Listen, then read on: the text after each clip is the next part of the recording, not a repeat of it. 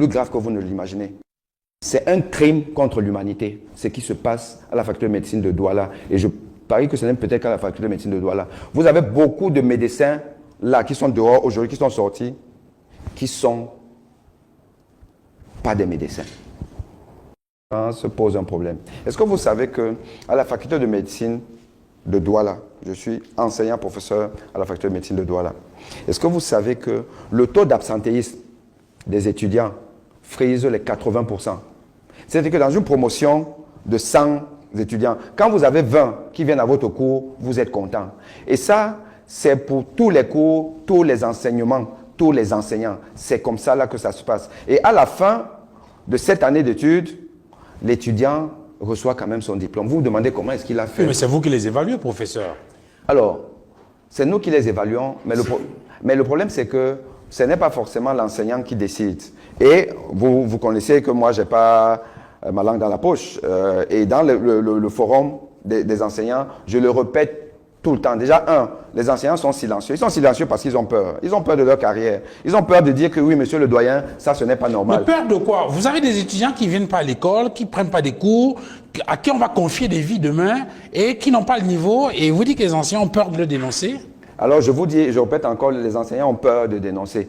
Ils ont peur de dénoncer. Pas plus tard que hier, j'ai encore relancé ce débat dans le forum. Il n'y a qu'une seule personne qui a réagi. Tous les autres, c'est silence radieux. On est dans un pays qui va très mal. Hein? Vous ne savez pas à quel point on va très mal. Quand l'élite se planque, vous pouvez comprendre que le peuple est abandonné. Quand l'élite se planque, le peuple est abandonné. Et donc, et ce n'est pas tout. Maintenant, l'étudiant va sortir. Après cette année, on appelait ça à l'époque l'école buissonnière. Donc les étudiants de la faculté de médecine de Douala font l'école buissonnière. Il faut que vous le sachiez. Les gens qui vous soignent là, beaucoup font l'école buissonnière. Et après, ils font leur thèse. Comment ça se passe dans la thèse? Il y a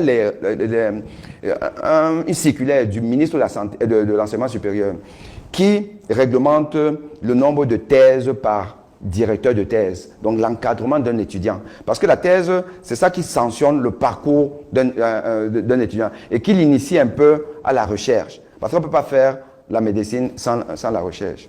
Est-ce que vous savez que d'après ces statuts, aucun encadreur ne peut avoir plus de 8, allez maximum 10 thèses par an. Parce que vous devez, l'étudiant ne sait rien, vous devez le manager, le coacher.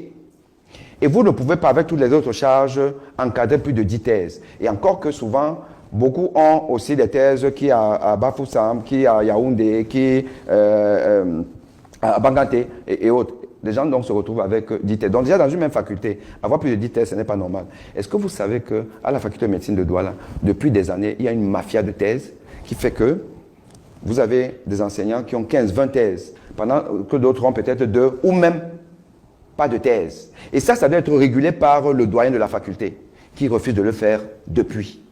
Résultat des courses, quand vous êtes membre d'un jury de thèse, vous voyez un étudiant vous présenter son travail, vous demandez s'il a eu un encadreur.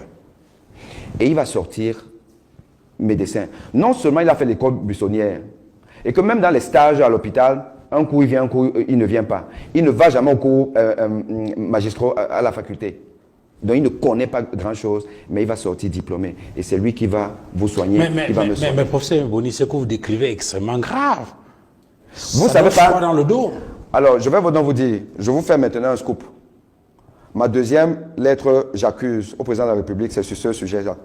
Parce que c'est plus grave que vous ne l'imaginez. C'est un crime contre l'humanité, ce qui se passe à la faculté de médecine de Douala. Et je parie que ce n'est peut-être qu'à la faculté de médecine de Douala. Vous avez beaucoup de médecins là qui sont dehors aujourd'hui, qui sont sortis, qui ne sont pas des médecins. Ils ne connaissent pas grand-chose parce qu'ils n'ont pas appris. Et la faculté de médecine de Douala valide ça. Alors, on ne va peut-être pas faire une fixation sur cette faculté-là, mais on va poser le problème de façon globale. Vous dites donc qu'il y a certes du matériel de pointe qui est mis